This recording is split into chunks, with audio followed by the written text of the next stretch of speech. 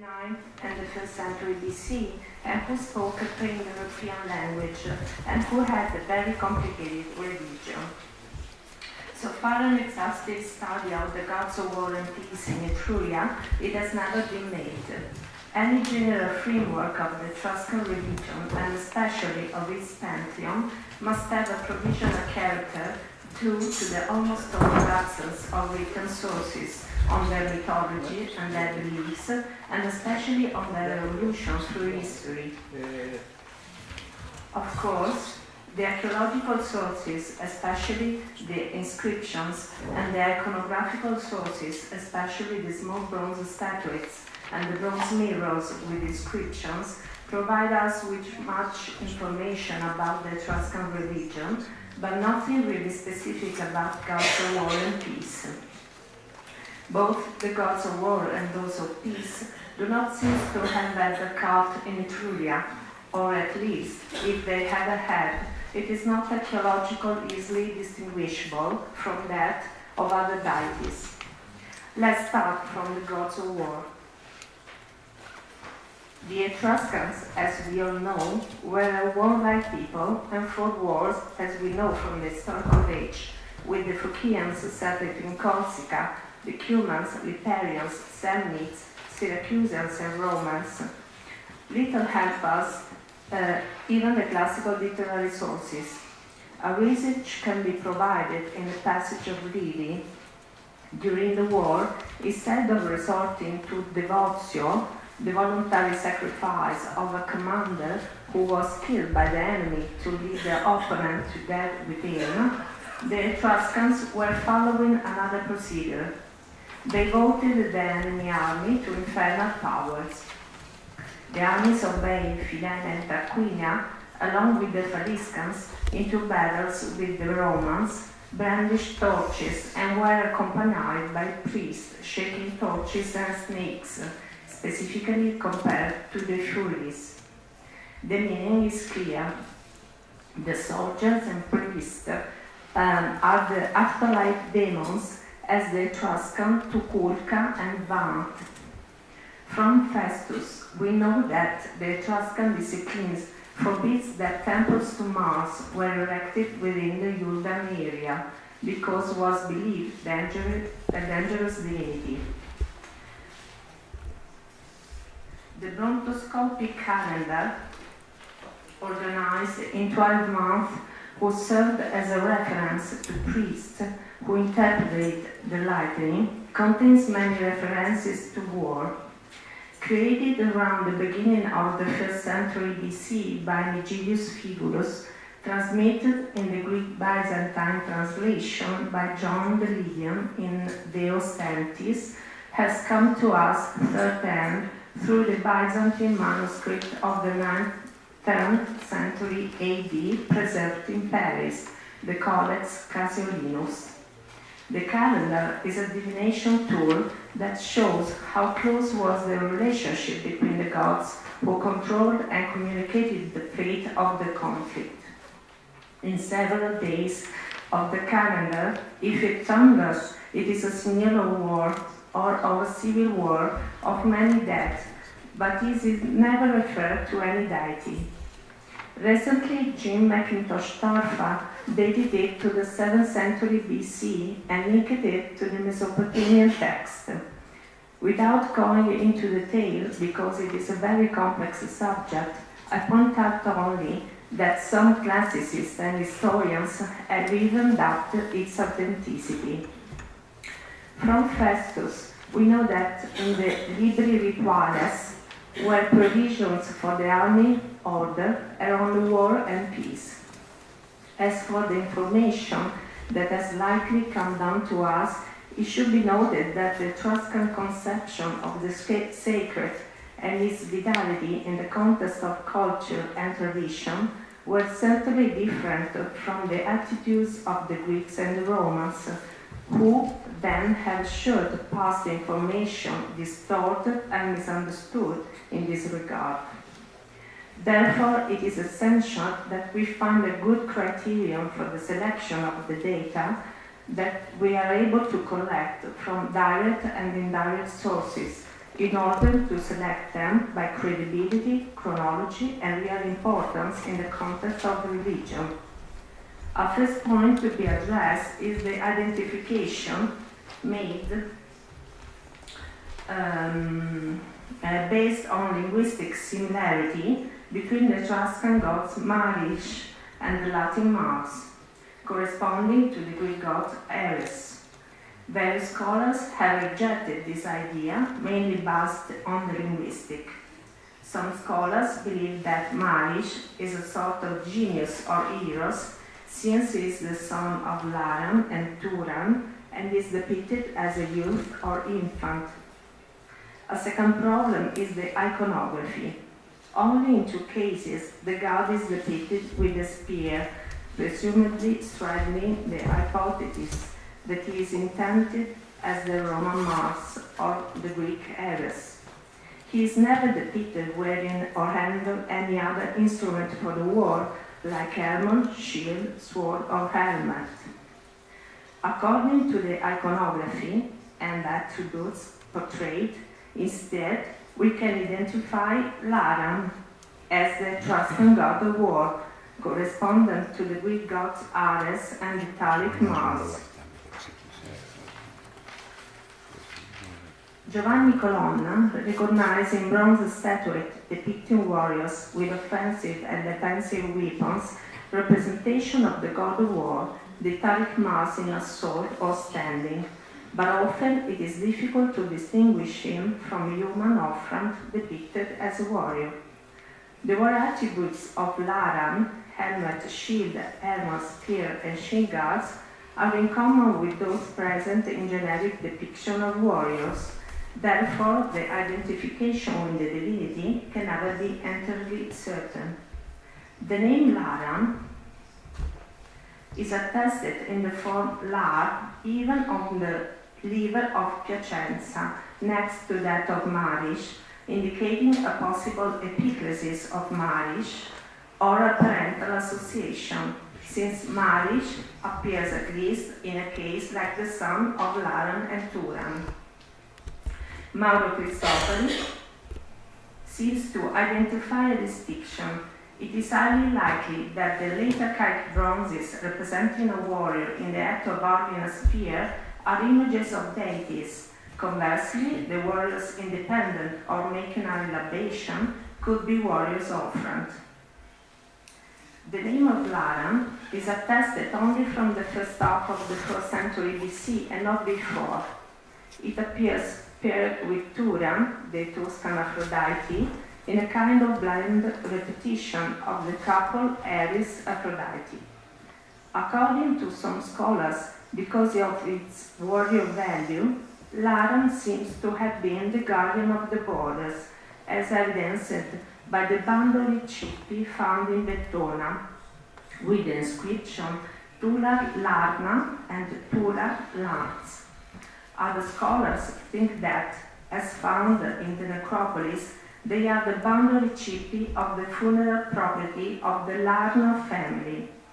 The 2 hypotheses are not in contradiction because Laran is considered to be an underworld god.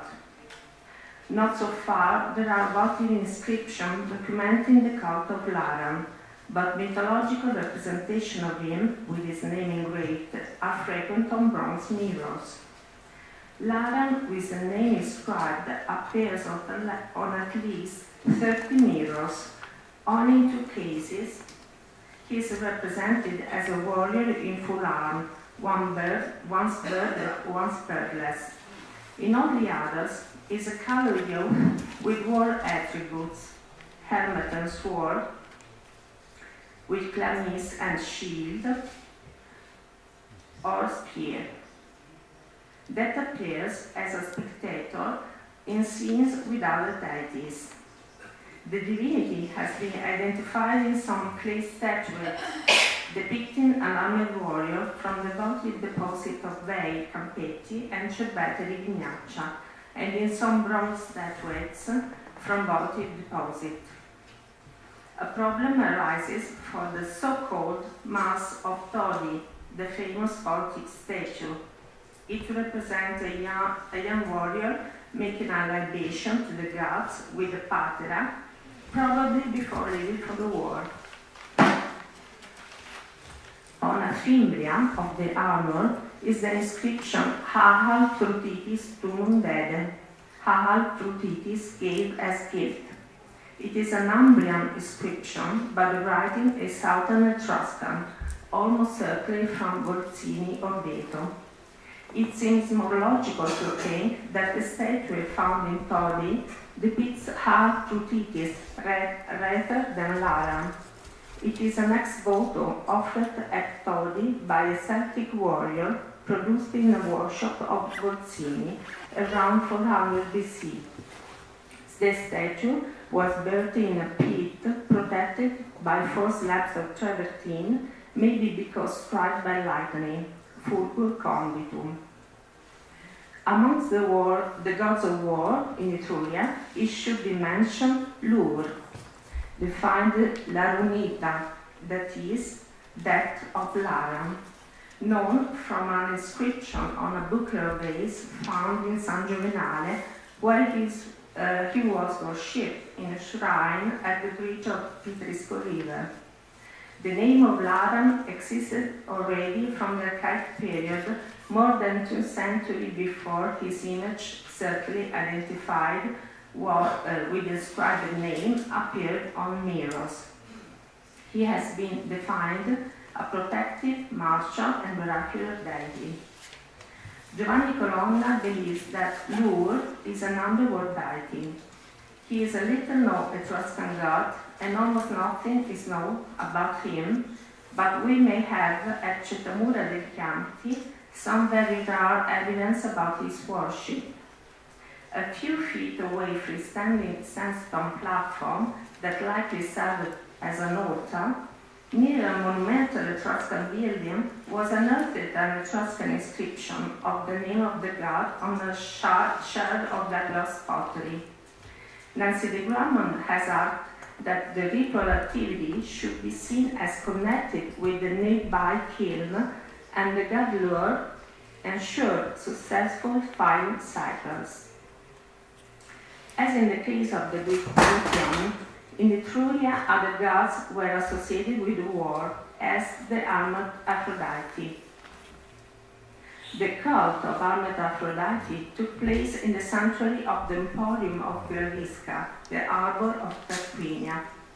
The cult, introduced around 519 BC by the Greeks frequenters of the sanctuary, was offered at a small statue high about 20 centimeters.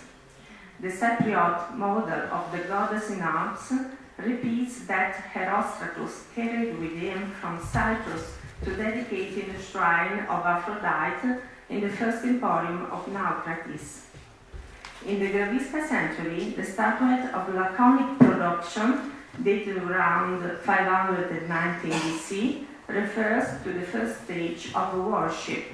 A second, of Eastern Greek production, dated around 550 BC, refers to the second stage of worship. Both came from the shrine of Aphrodite. Finally, we must mention the cult of Minerva Promachos. Also, Minerva must have a martial aspect as the Greek Athena. Mainly in central and northern Etruria, she was depicted with Attic helmet, edges, sword, spear, and shield in fighting attitude, or only with a thunderbolt.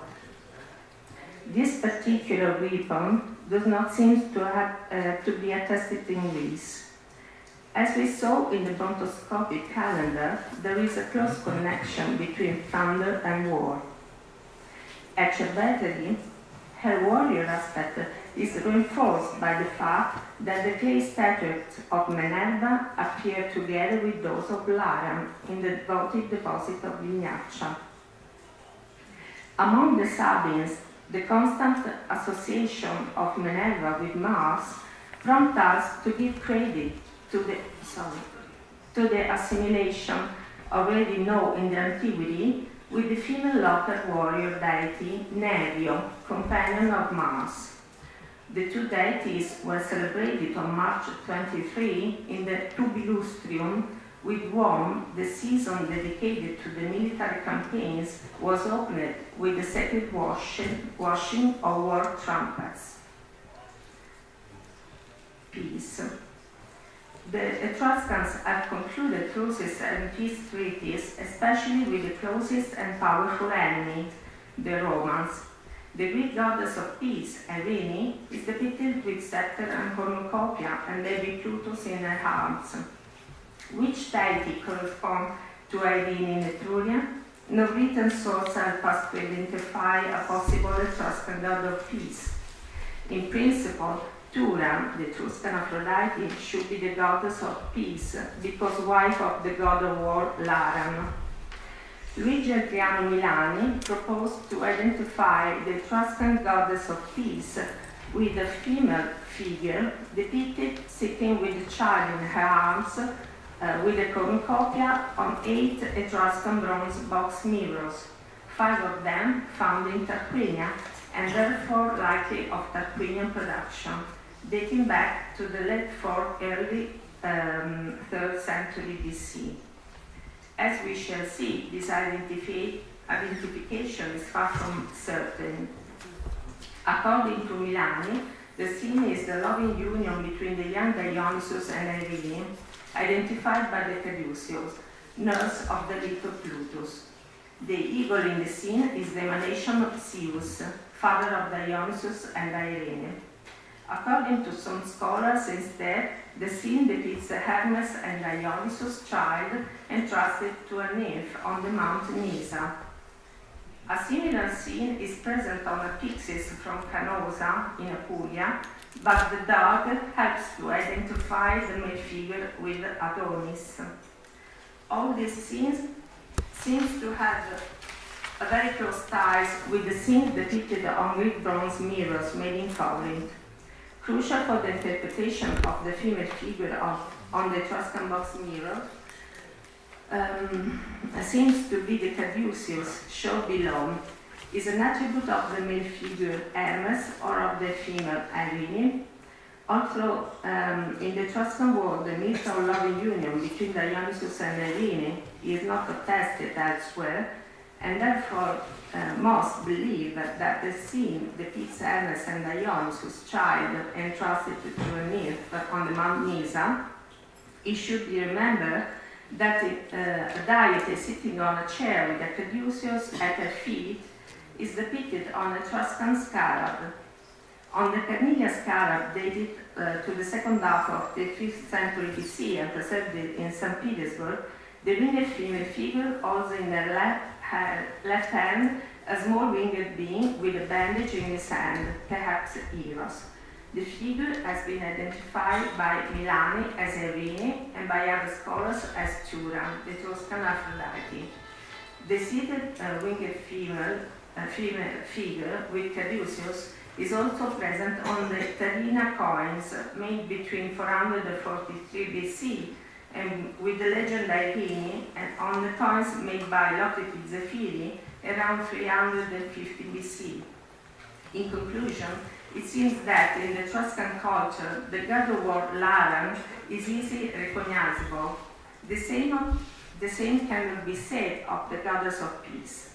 In any case, the god of war seems to assume an underworld character, probably because the world is the least man in the underworld. We know that the underworld has a great importance in the Etruscan religion, since the Etruscan believed in life after death. The fact that there is not a perfect correspondence between the Greek and Etruscan gods, it must be tracked down in the mode with which the anthropomorphization of the gods and the Hellenization of the myth and the ritual come to Etruria. They obviously already reached Etruria in the 8th century BC thanks to the cultural contact due to the Greek colonization of southern Italy, but they were evident from the 7th century BC. The arrival of the Greek pantheon has not destroyed, but is layered on the top of the primitive Etruscan pantheon. As a result, some Etruscan pre-existing gods have been assimilated to the new Greek deities, Some continue to exist, and the others have faded to local deities or intermediate ranks. This phase seems quite old, and maybe that's why it is not included Ειρήνη, the goddess of peace, who in Greece itself seems to have been the object of worship only from the 374 BC. Thank you very much.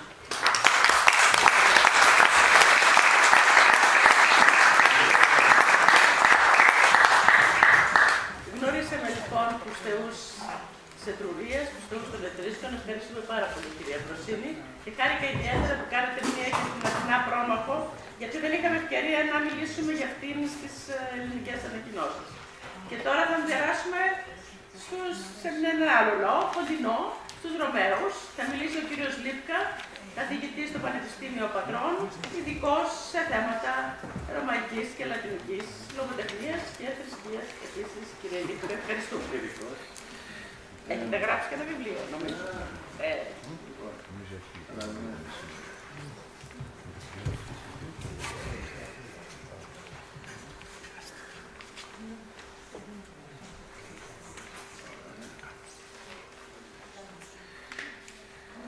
Λοιπόν, θέλω να ευχαριστήσω τους Ικαριούς για την πρόσκληση για αυτό το συνέδριο. Θέλω να τους ευχαριστήσω επίσης για την ευκαιρία που μου δώσατε να γνωρίσω το νησί σας, ένα πανέμορφο νησί.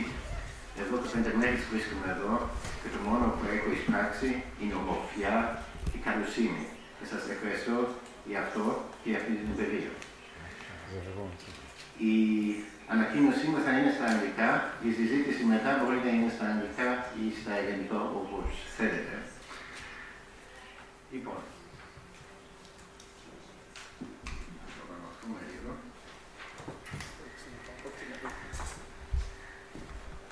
arguably the most significant item bequeathed to the history of mankind by Rome is a calendar. In modern perception, the Roman calendar has attained the position of an unalterable constant in man's routines, a conditio sine qua non of human existence, immutable and eternal as a law of nature itself. Still, on further scrutiny, the calendar is a result of a long and fascinating historical process, and as such offers numerous pieces of information immediately relevant to the question of how the Romans saw themselves through the lens of ritual and myth.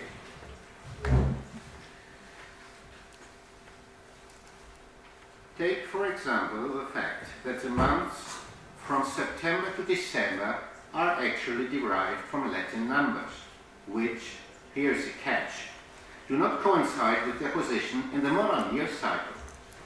Thus, September and October, to consider only the first 2 months in question, are derived from the Latin words for 7, septem, and 8, octo, respectively, while by modern reckoning, September is the 9th and October is the 10th month of the year.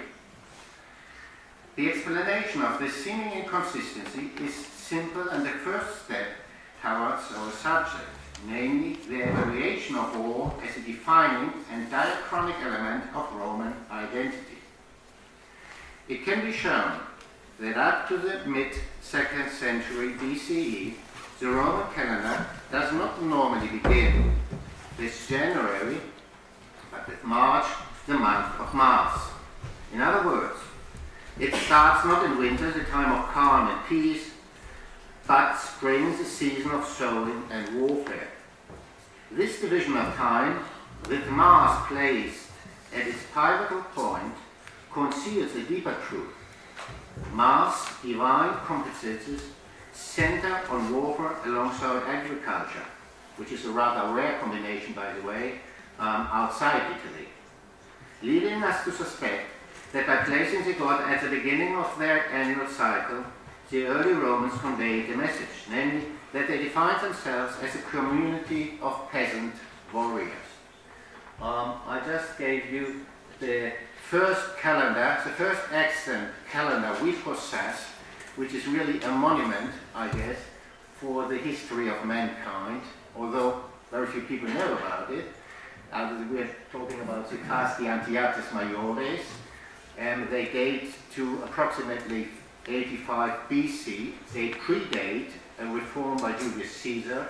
I'm not going into details. What we have in front of is actually a fresco, which was found in Antium. And Antium is a small city, so to speak, the holiday resort for the rich Romans. This was found in one of the houses. That's a really simple way of giving this calendar.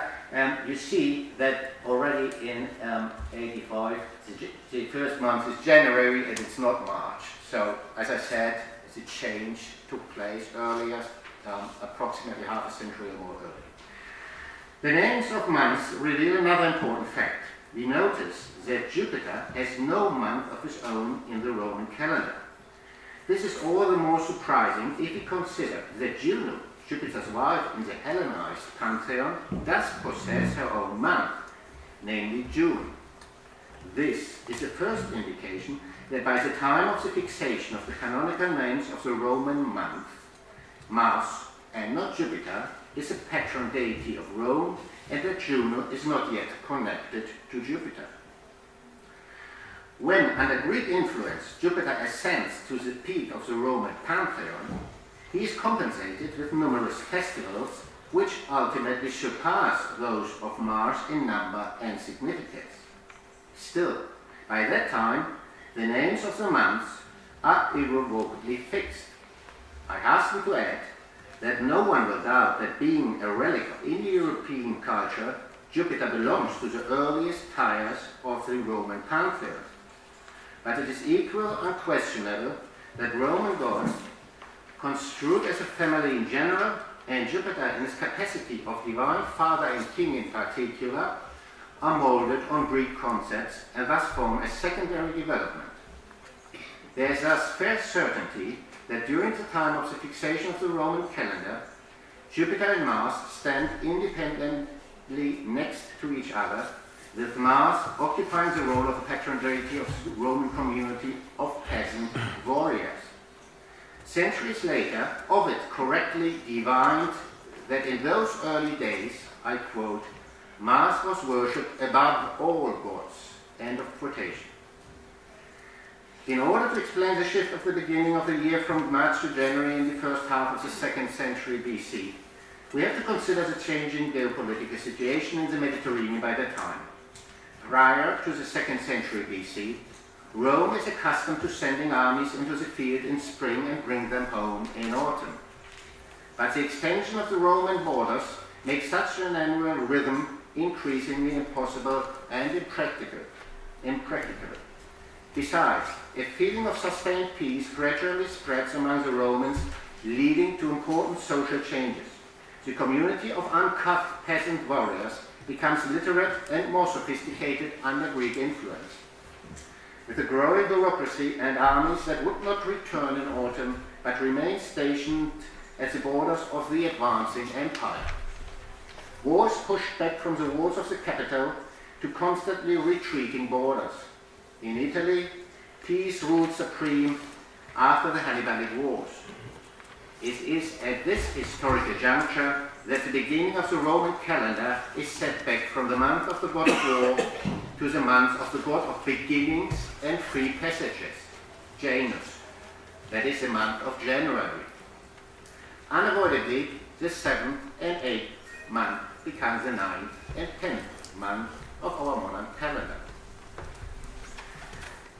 My point of this introduction is to illustrate the fact that archaic Rome defines itself by war and its patron deity Mars. To further support this argument, we may draw on the famous foundation myth of Rome, which goes back presumably to the 6th century BC and is standardized in the 3rd century BC at the latest. I have to say 6th century BC is a rather optimistic estimation.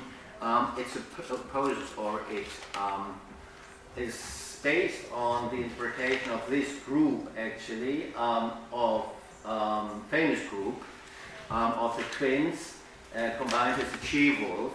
The problem with this famous group is the fact that until recently we thought that it belongs to the 6th or 5th century BCE, but there have been doubts about the chronology, and it may be possibly an imitation from the 15th century AD. So I just say that the chronology has been doubted, and if you go to the Capital Rhine museums, for instance, you will see that the etiquette says it is either 5th century BC or 15th century AD. So you see, the problem is that if this is a fake, then we have to go down with the chronology of the myth. But nevertheless, we can say for certain that the foundation myth of Rome was standardized in the 3rd century BC. That's for sure. There we have got some historical sources to support this. So, to pick out only those features relevant to our argument, in the fully fledged version, Romulus is a son of Mars. He is mentioned as the inventor of the Roman calendar. More importantly, it is he who makes March the beginning of the year, while in other Italian calendars, comparable months appear in varying positions. In the Alban calendar, the 3rd month is dedicated to Mars, in the Faliscan calendar, the 5th, in the Hernician calendar, the 6th. But this does not exhaust Romulus' symbolic meaning in the foundation myth. Romulus' foundation act is itself an act of war, because in most, and most certainly most pre-Augustan versions, he kills his brother Remus in order to secure his kingship. He becomes Rome's foremost conqueror. The famous she-wolf that nourishes the royal twins rounds off the picture of Romulus, son of Mars, as a founder of Romanitas, based on war and agriculture, because of course the she-wolf is a representation, a symbol of aggression and war. The existence of such a community with its patron deity Mars is also apparent from the various age-old institutions of religious experts and performers connected with this god in particular, namely the Ava Brethren, the Sali, and the Flamen Martiales, all of them undoubtedly archaic institutions. Obviously, I'm not going to go into detail here. These are technical terms for certain groups, religious groups, priests, let's put it that way, in Rome, who are directly connected to Mars. We may further point to archaeological and epigraphic evidence, such as the numerous altars and temples of Mars outside the religious boundaries of Rome, the so-called Pomerium. There was a short reference in the previous paper about Mars being outside the center of the city, normally being located outside the center of the city. Most notably the Ara Martis in the Campus Martius from at least the 5th century BCE, or the inscription of the so-called Lapis Sacricanus, which is an inscription from the end of the 6th century BC, which is, by the way, one of the first Latin inscriptions we possess, mentioning the worship of Mars. Mars remains a cornerstone of Romanitas throughout the ages until the imperial period. Augustus still alludes to this ideal of community of warriors, although he gives it a very personal slant when he makes Mars Ultor, that is Mars the avenger of his father's death, and his father was Julius Caesar, who was murdered, the central god of his own market in the center of Rome, namely the Forum Augustum. The importance of Mars as a mythical and spiritual founding father of the Romans is well highlighted by comparison with his conceptual counterpart, Peace. Peace, or Pax in Latin, is a non-entity in Roman myth, cult, and politics. Characteristically, there is no known cult place of Peace or Pax until 19 BC, when Augustus dedicates the Ara Pacis at the Campus Martius. It is not under Vespasian in the 1st century AD that Peace or Pax receives her first and only temple in Rome. The goddess does not possess a priest. To explain her striking absence from the historical record, let me remind the audience that in the perception of its citizens, Republican Rome has been continuously at war, more or less since its foundation. For only once, we are informed, the doors of the Temple of Janus are closed in the odd 600 years that intervene between the mythical King Numa, the successor of Romulus, and the Emperor Augustus.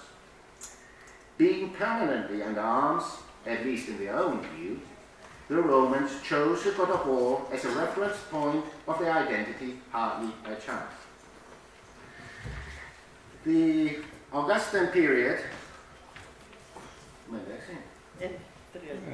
Όταν πλησιάζει πρόεδρος. Όταν πλησιάζει πρόεδρος. Λοιπόν,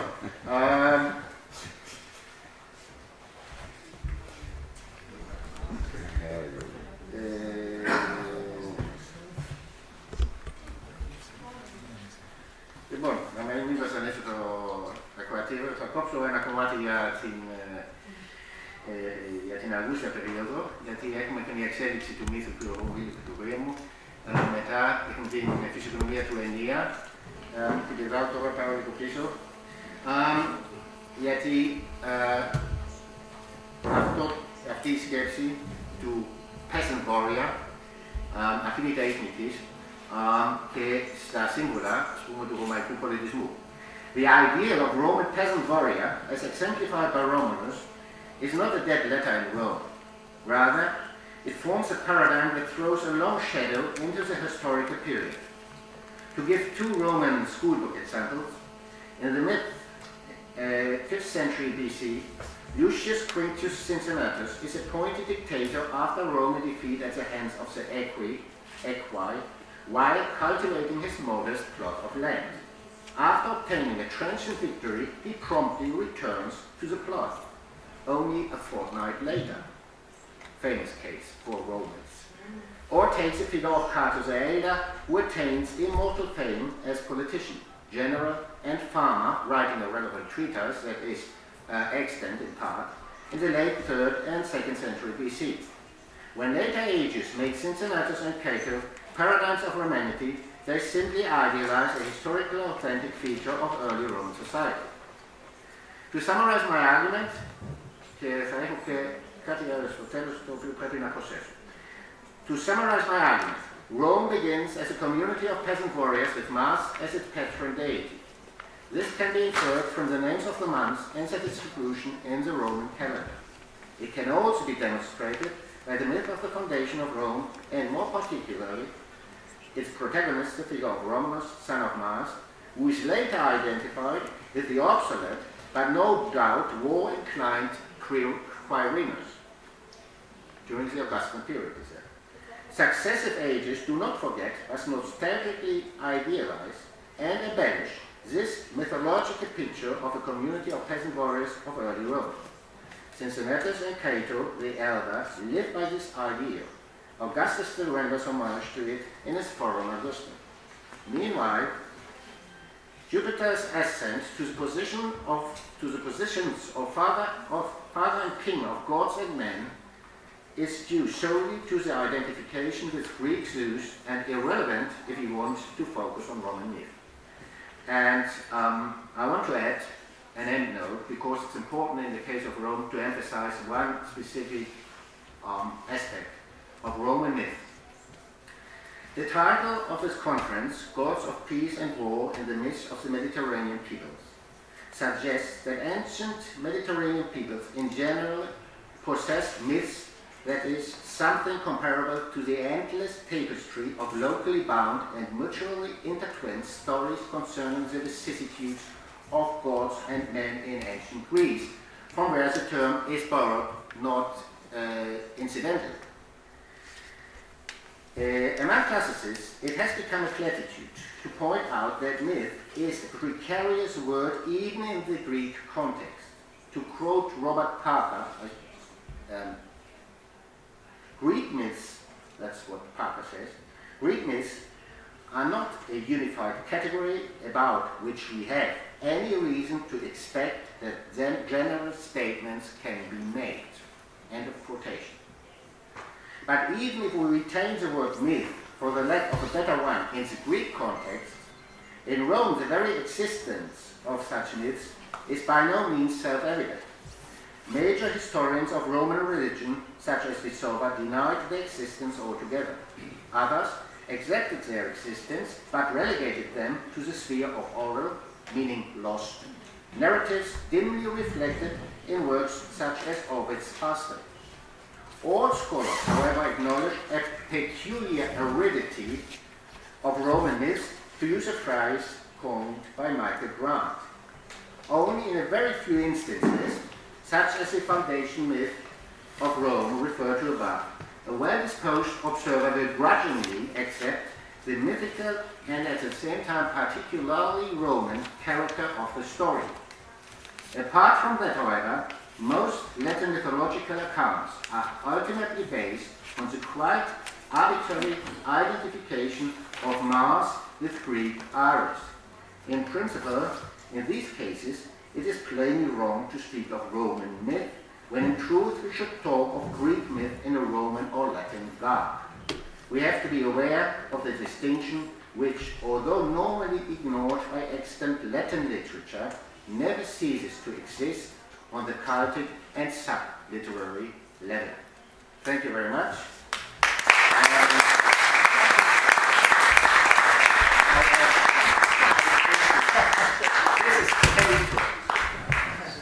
Thank you very much, κύριε Λίπκα, ευχαριστούμε πάρα πολύ. Ό,τι τυχόν παραδείξατε θα είναι μέσα στα πρακτικά. Pacta sunt servanda, λέγανε εδώ μέρα. Επομένως, συνεχίζουμε.